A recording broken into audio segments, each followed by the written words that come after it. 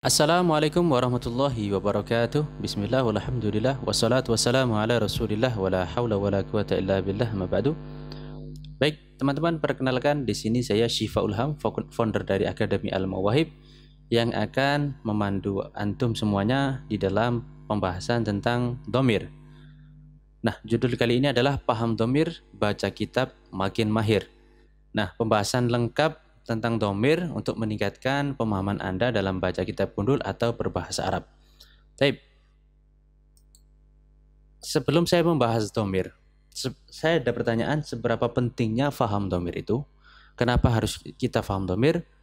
Maka di sini ada sedikit uraian sebelum kita ke teknis atau pembagiannya dhamir. Salah satu bagian terpenting dalam kajian ilmu nahwu adalah isim mabni berupa dhamir atau kata ganti. Dhamir inilah nanti yang menjadi acuan dalam perubahan bentuk kata dalam bahasa Arab. Sehingga ketika Anda memahami dhamir dengan baik, maka Anda akan mampu membaca kitab gundul dengan baik dan benar. Jadi dhamir ini salah satu acuan dalam perubahan lafadz-lafadz atau kata-kata di bahasa Arab. Jadi bahasa Arab kita sudah tahu semuanya itu sangat banyak mengalami perubahan. Satu kata akan berubah menjadi beberapa kata, mulai dari fi'il madhi berubah menjadi fi'il mudhari', menjadi fi'il amar, isim fa'il dan lain sebagainya. Nah, itu perubahan-perubahan. Nah, perubahan tersebut nanti suatu saat pasti membutuhkan yang namanya dhamir sebagai acuannya. Contoh kita misalnya saja kita punya lafadz katabah, menulis misalnya, lafadz katabah atau menulis. Nah, katabah ini kita ingin gunakan untuk saya sebagai penulisnya. Maka tidak boleh kita menggunakan kata ba'ana, tidak boleh. Maka kita harus merubah dhamirnya atau merubah fiilnya berdasarkan dhamir. Maka dhamir di sini adalah menggunakan dhamir ana. Maka kata ba kalau dirubah atau sesuai dengan dhamir ana menjadi, kalau fiil madhi menjadi katabtu, kalau fiil mudhari menjadi aktubu. Nah, perubahannya seperti itu. Kok bisa berubah seperti itu? Itu acuannya adalah dhamir. Itu yang pertama.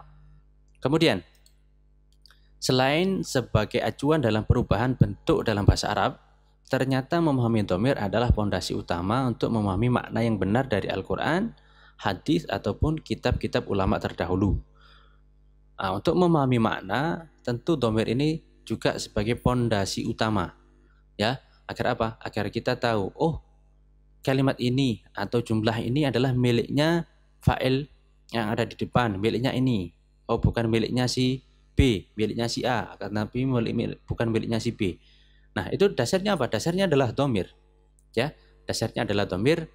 Nanti kita juga ada sedikit studi kasus tentang bagaimana menganalisis dhamir, baik nanti di ayat Al-Quran ataupun di hadis. Nah, itu dasarnya dari mana? Dari dhamir. Ya. Maka penting bagi kita untuk memahami dhamir agar kita juga mengerti makna yang benar dari suatu ayat ataupun kitab ataupun hadis. Ada sedikit riwayat, ada salah satu kalam dari Mbah Yai Abdul Karim Pondok Lirboyo. Beliau pernah dawuh, ad-dhamiru fid dhamiri faman lam ya'rif marji'ad dhamiri falaysa lahu dhamir.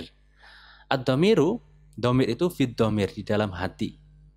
Faman lam ya'rif marji'ad dhamir, barang siapa yang tidak tahu tempat kembalinya atau marji'nya dhamir, falaisa lahu dhamir, maka berarti dia tidak punya hati. Ya, dhamir itu artinya bisa dhamir itu kan tersimpan, dan hati itu adalah sesuatu yang tersimpan.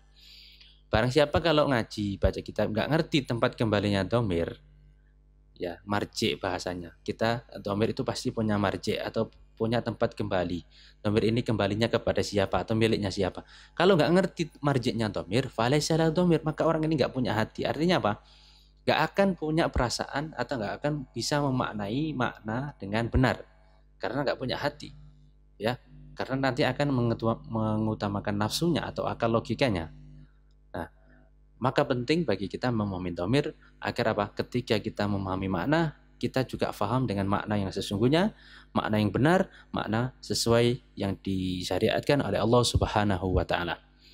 Baik, maka kesimpulannya adalah membaca dhamir atau membaca kitab gundul atau belajar kitab gundul itu bukan hanya sekedar soal bisa membaca rofa atau nasab atau jar. Oh, ini i'rabnya rofa atau i'rabnya nasab, oh ini i'rabnya jar. Tidak.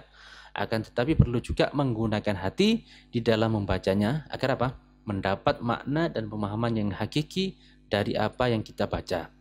Sehingga ketika kita paham dhamir, kemudian kita menggunakan hati kita untuk memahami suatu kalimat, maka kita akan menemukan makna yang sebenarnya, makna yang sesungguhnya, makna yang diinginkan oleh pengarang atau penulis dari kitab yang kita baca.